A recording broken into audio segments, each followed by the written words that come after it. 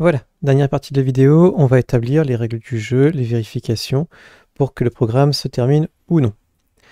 Alors, on était arrivé là, on avait créé nos 9 boutons, en faisant dupliquer, dupliquer à chaque fois. On a ici nos 9 variables, et il nous reste une dernière chose.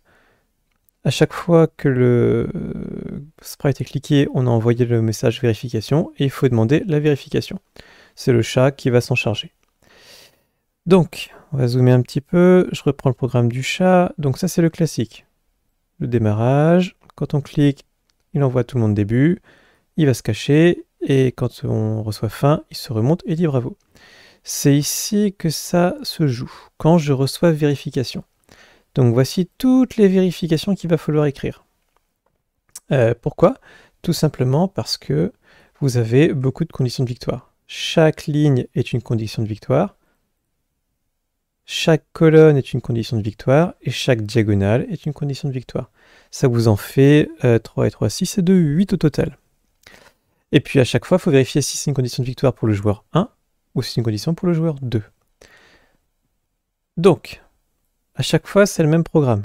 Donc il suffira de dupliquer. Je vous le décompose. Quand on reçoit vérification, on va regarder si les 3 cases ont la même valeur. Donc il y a deux façons de le faire. Soit vous faites est-ce que case 1 égale case 2 et case 2 égale case 3, ou alors vous faites une multiplication des valeurs des cases. Si c'est 1 partout, votre résultat fera 1. Si c'est 2 partout, votre résultat fera 8.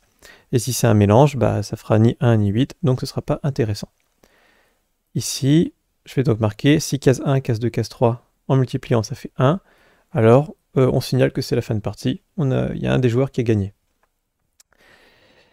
Lequel? Bah, le joueur qui n'était pas actif, forcément. Par contre, il faut bien faire attention, il faut faire la même condition. Oups, pardon. Oula, j'ai fait une bêtise. Stop, stop. Il faut réécrire la même condition pour le joueur 2. Case 1, case 2, case 3 égale 8. Alors on envoie à tous fin de partie. Donc, on avait dit qu'il y avait 3 et 3, 6 et 2, 8 conditions de victoire. Chaque condition de victoire s'écrit avec un 1 ou un 8 selon que l'on est joueur 1 ou joueur 2 qui a gagné. Ça vous fait donc 16 lignes à écrire. Mais surtout, vous ne réécrivez pas à chaque fois la même chose. Hein. Vous faites dupliquer et vous modifiez le numéro des cases. Première ligne, c'est case 1, case 2, case 3. Deuxième ligne, c'est case 4, 5 et 6. Troisième ligne, 7, 8 et 9. Donc ça correspond à tous ces blocs-là. 7, 8, 9, 7, 8, 9.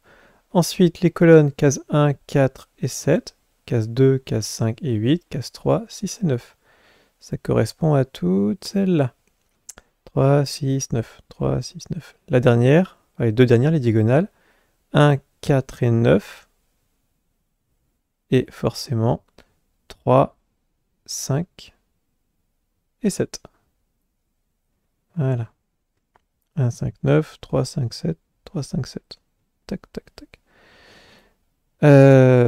Alors ça, je suis pas sûr de mon coup. Je l'ai mis là parce qu'il y avait un... Non, ça n'a rien à faire ici en fait. Hop, au revoir. Ça sert à rien ça.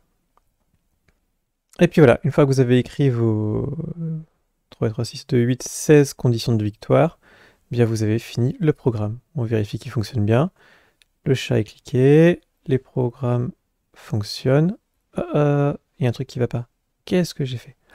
J'ai fait une bêtise. Je recommence. En fait, il avait de l'importance. Ce morceau de code. Hop, voilà. Pourquoi il était important ce morceau de code? Revenons là.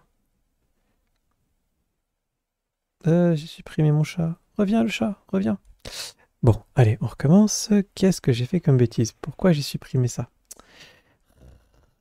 Alors, marche arrière. Qu'est-ce qu'il voulait dire ce morceau de code? Si je le retire, ça va pas. Si je le retire... Tac.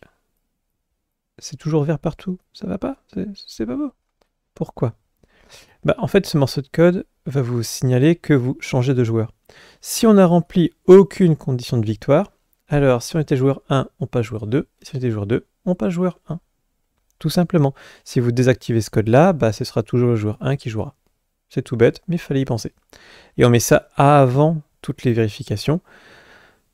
Bah, parce que si vous basculez au numéro du joueur avant d'avoir vérifié, vous êtes décalé dans votre affichage des résultats.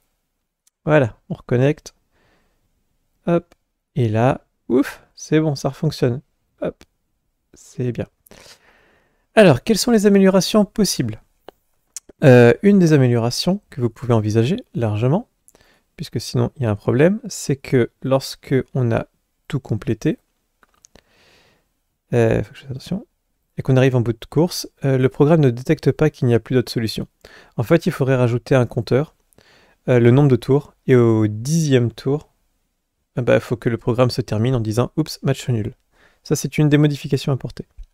La deuxième, forcément, c'est esthétique. Vous pouvez rajouter un background qui change suivant que ce soit le joueur 1 ou le joueur 2 qui soit en train de jouer.